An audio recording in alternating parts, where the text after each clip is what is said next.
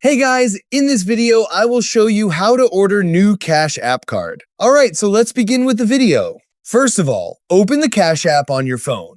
Then tap on the Cash Card tab at the bottom of the screen.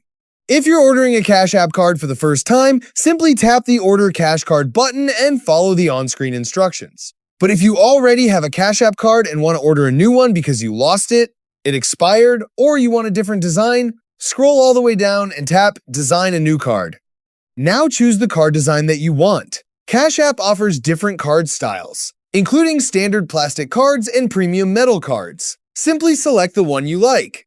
After that, you can customize your card. Simply click on Personalize Card. You can draw on the card, add emojis, or personalize its appearance. You can also choose whether you want to display your cash tag on the front of the card. Once you're happy with the design, tap Done, then tap Order Card. Now, confirm your shipping address, choose your shipping method, and continue. Cash App will show you the payment details, including the cost of the selected card, if applicable. Review everything, then tap Confirm Order. That's it. Your new Cash App card has been ordered. You can track its delivery status directly from the Cash Card section, and your current card will continue working until you activate the new one after it arrives. And that's it.